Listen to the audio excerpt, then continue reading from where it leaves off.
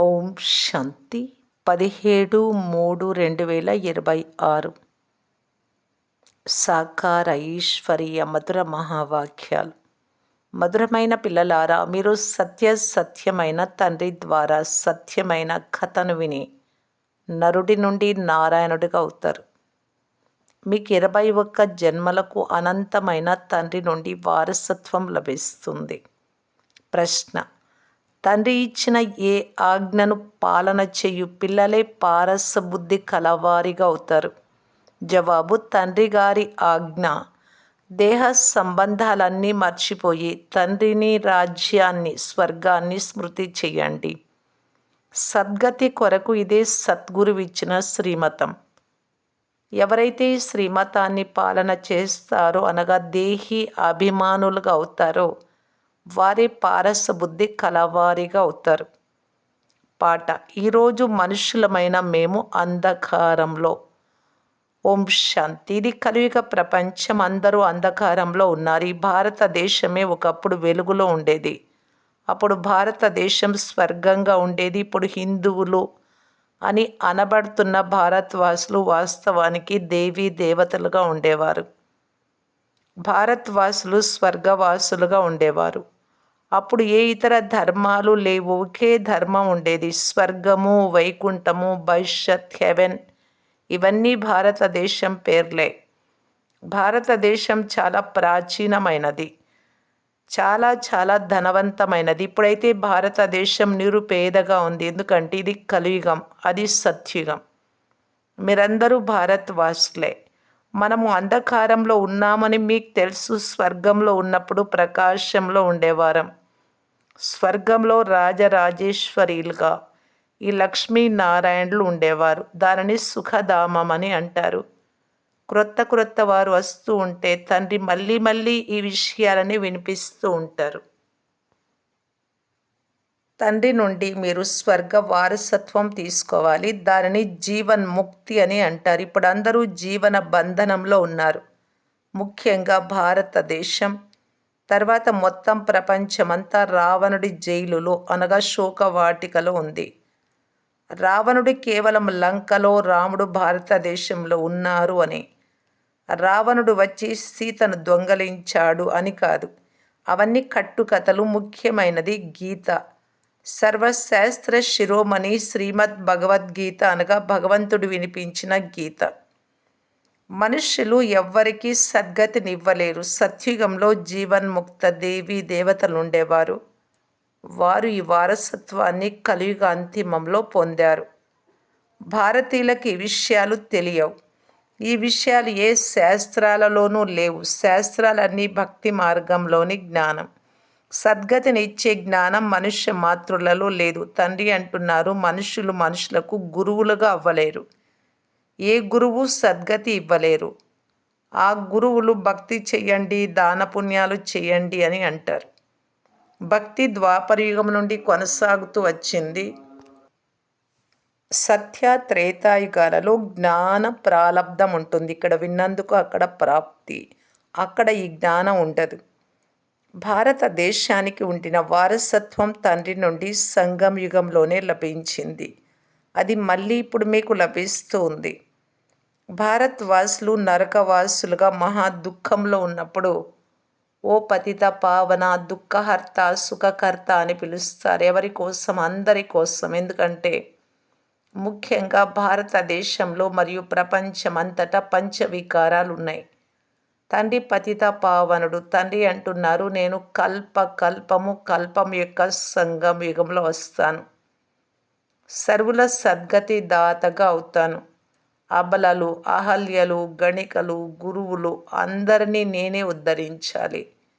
ఎందుకంటే ఇది పతిత ప్రపంచం. పావన ప్రపంచం అనగా సత్యుగం. భారతదేశంలో ఈ లక్ష్మీనారాయణల రాజ్యం ఉండేది. వీరు స్వర్గానికి యజమానులుగా ఉండేవారు అని భారతీయులకు తెలియదు. పతిత ఖండము అనగా సత్యఖండం, పావన ఖండం అనగా సత్యమైన ఖండం.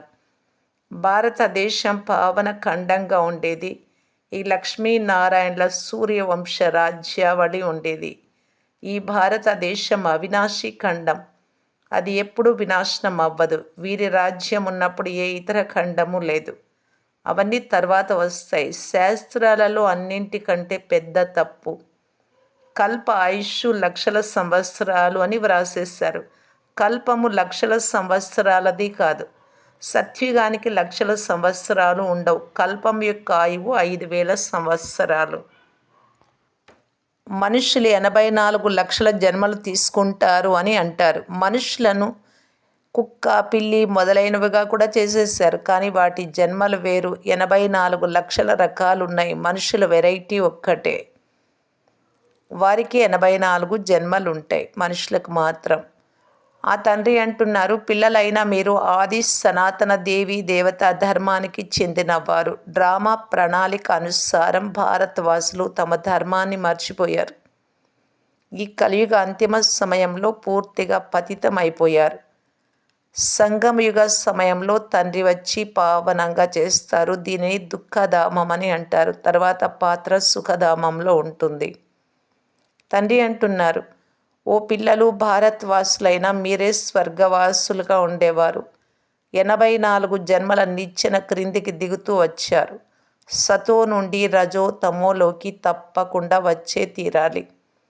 దేవతలైనా మీ అంత ధనవంతులుగా, సదా సంతోషంగా, సదా ఆరోగ్యంగా ఇతరులు ఎవ్వరు కూడా ఉండరు. భారతదేశం ఎంతో ధనవంతంగా ఉండేది. వజ్ర వైడ్యూర్యాలు పెద్ద పెద్ద రాళ్ల వలె ఉండేవి. అన్నీ చిన్న చిన్న ముక్కలుగా అయిపోయాయి.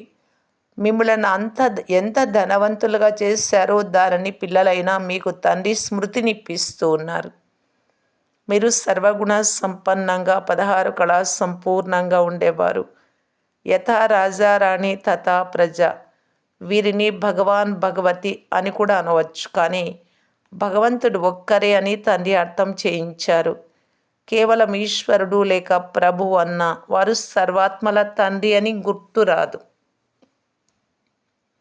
వీరు అనంతమైన తండ్రి వారు అర్థం చేయిస్తూ ఉన్నారు. భారత్వాసులైన మీరు శివ జయంతి పండుగ ఆచరిస్తారు. కానీ తండ్రి ఎప్పుడు వచ్చారో ఎవ్వరికీ తెలియదు. ఇనుప యుగంలో రాతి బుద్ధి కలవారిగా ఉన్నారు. కలియుగంలో పారస్నాథులుగా ఉండే మీరిప్పుడు రాళ్ల నాథుడుగా ఉన్నారు. నాథుడు అని కూడా అనలేం. ఎందుకంటే రాజులు రాణులు లేరు ఇప్పుడు. మొదట ఇక్కడ దైవీ రాజ్యస్థానం ఉండేది. తర్వాత అసురీ రాజ్యంగా అయింది. ఇది డ్రామా. అది హద్దులోని డ్రామా. ఇది అనంతమైన బేహద్దు డ్రామా. ప్రపంచ చరిత్ర, భూగోళం ప్రారంభం నుండి చివరి వరకు ఇప్పుడు మీకు తెలుసు. ఇతరులు ఎవ్వరికీ తెలియదు.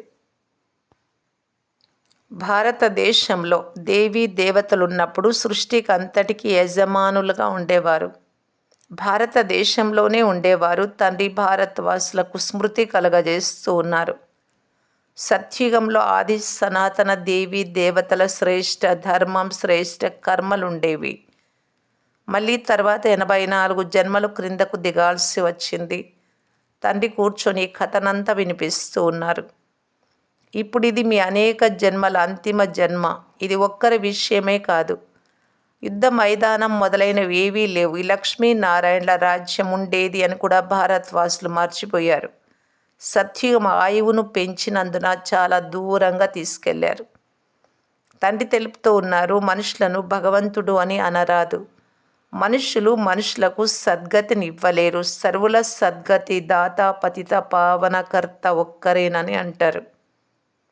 ఇది అసత్య ఖండం. సత్యమైన బాబా సత్యమైన ఖండాన్ని స్థాపన చేసేవారు.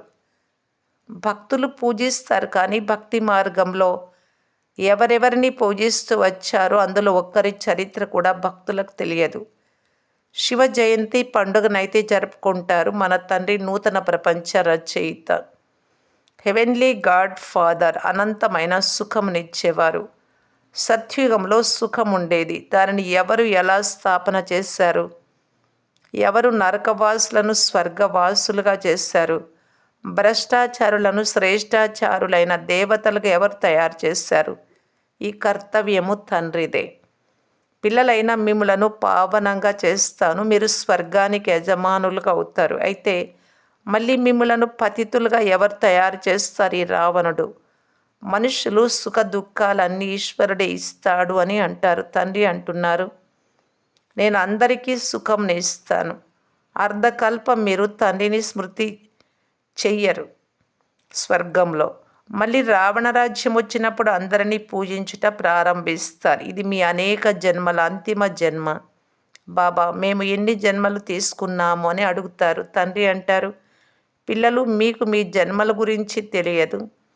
మీరు పూర్తిగా 84 జన్మలు తీసుకున్నారు. మీరు 21 జన్మలకు బేహద్దు తండ్రి నుండి వారసత్వం తీసుకునేందుకు వచ్చారు అనగా సత్యమైన సత్య తండ్రి ద్వారా సత్యమైన కథ నరుడి నుండి నారాయణుడిగా తయారయ్యే జ్ఞానము వింటారు. దీనిని జ్ఞానము, దానిని భక్తి అని అంటారు. ఈ ఆధ్యాత్మిక జ్ఞానం పరమాత్మ వచ్చి ఇస్తారు. పిల్లలు దేహి ఆత్మ అభిమానులుగా అవ్వాల్సి వస్తుంది. స్వయాన్ని ఆత్మగా నిశ్చయం చేసుకొని నన్ను ఒక్కరిని మాత్రమే స్మృతి చెయ్యండి. శివబాబా సర్వాత్మలకు తండ్రి. ఆత్మలన్నీ పరంధామం నుండి పాత్రను అభినయించేందుకు శరీరంలోకి వస్తాయి.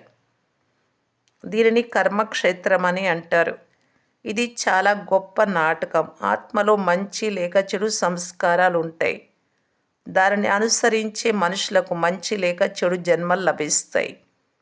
పావనంగా ఉండే ఈ బ్రహ్మ ఇప్పుడు పతితంగా ఉన్నాడు. తత్వం తండ్రినైనా నేను ఈ పరాయి రావణ రాజ్యంలో పతిత శరీరంలో రావాల్సి వచ్చింది. అది కూడా మొదటి నెంబర్లో వెళ్ళే వారిలోనే వస్తాను బ్రహ్మబాబాలో. సూర్యవంశీయులు మాత్రమే పూర్తి 84 జన్మలు తీసుకుంటారు. ఇతడు బ్రహ్మ, మీరందరూ బ్రాహ్మణులు. తండ్రి ప్రతిరోజు అర్థం చేయిస్తున్నారు, కానీ రాతి బుద్ధి కలవారిని పారసు బుద్ధి కలవారిగా చేయటం అంత సులభం కాదు. ఓ ఆత్మలారా, ఇప్పుడు దేహి అభిమానులుగా అవ్వండి. ఓ ఆత్మలారా, ఒక్క తండ్రిని స్మృతి చెయ్యండి, రాజ్యాన్ని స్మృతి చెయ్యండి. దేహ సంబంధాలు వదిలేస్తే పారసు బుద్ధి కలవారిగా అవుతారు. అందరూ మరణించాల్సిందే. ఇప్పుడు అందరిది వానప్రస్థ స్థితి. ఒక్క సద్గురు తప్ప సర్వుల సద్గతి దాతగా ఎవ్వరూ అవ్వలేరు. తండ్రి అంటూ ఉన్నారు, ఓ భారత్వాసి పిల్లలు, మొదట మీరు పారసబుద్ధి కలవారిగా ఉండేవారు. ఆత్మ పరమాత్మ చాలా కాలం వేరుగా ఉండేవారు అని గాయనం ఉంది కనుక మొట్టమొదట దేవీ దేవత ధర్మం వారైన భారత్వాసులు ఇక్కడికి వచ్చారు. ఇతర ధర్మాల వారు వెనుక వచ్చారు. కావున వారి జన్మలు కూడా తక్కువగానే ఉంటాయి. ఈ సృష్టి వృక్షమంతా ఏ విధంగా తిరుగుతూ ఉందో తండ్రి కూర్చొని అర్థం చేయిస్తూ ఉన్నారు. ధారణ చేసే వారికి చాలా సులభం.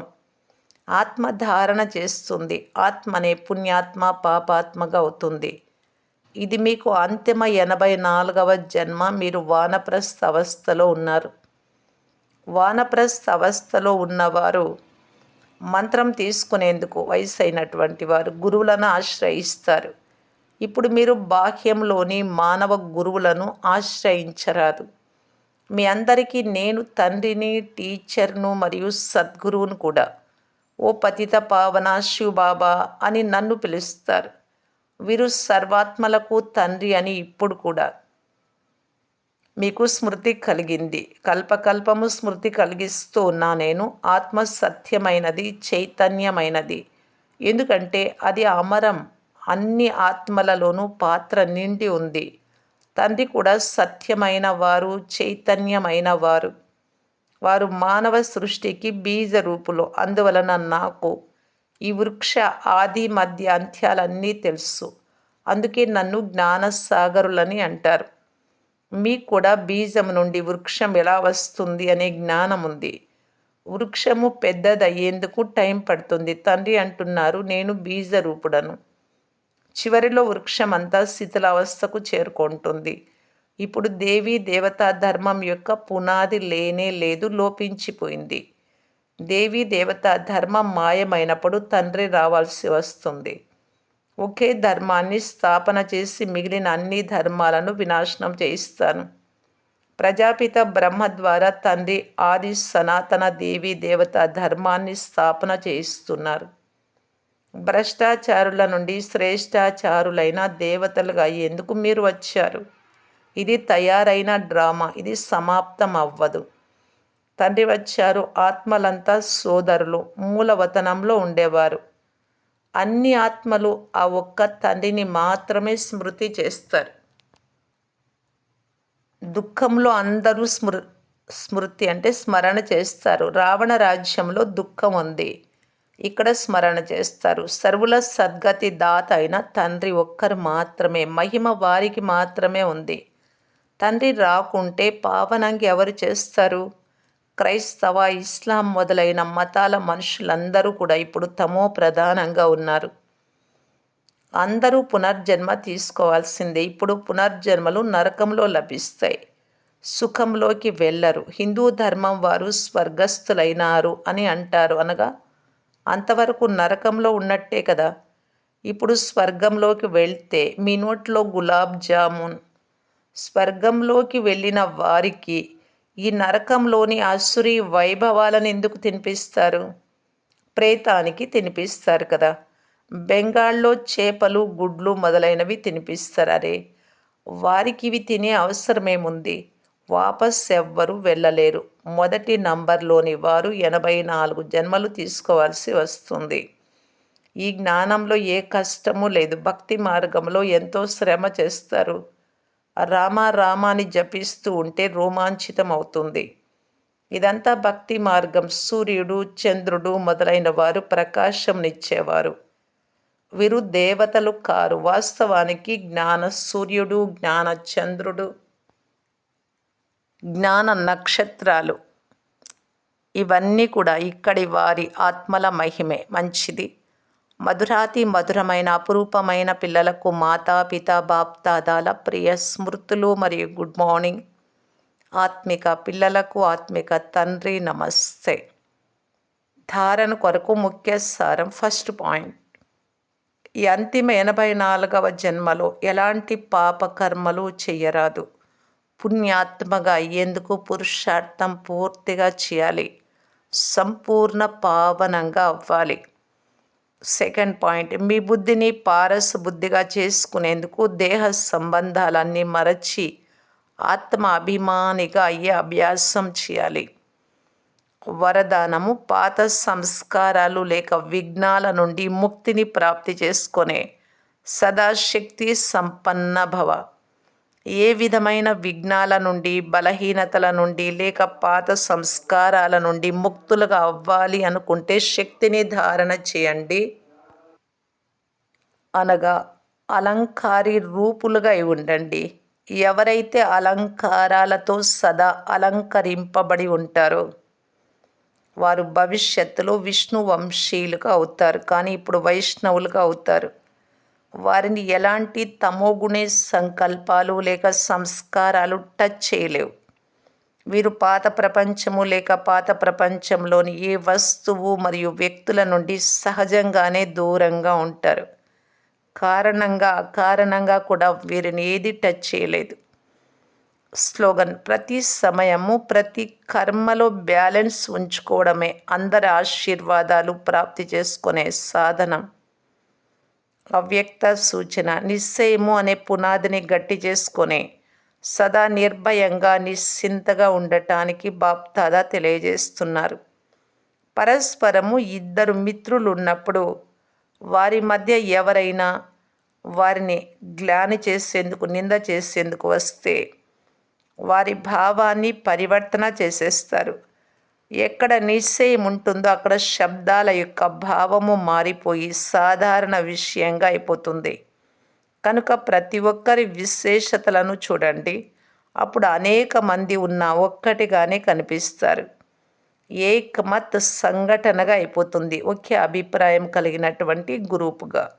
ఎవరైనా ఎవరి గురించి అయినా గ్లాని యొక్క మాటలు వినిపిస్తే దానికి ఒత్తాసు పలికే బదులు అవును, అలాగే, వారు అలాంటి వారే, ఇలాగా అనే దానికి బదులు వినిపించే వారి రూపాన్ని పరివర్తన చేయండి. అచ్చా. ఓం శాంతి.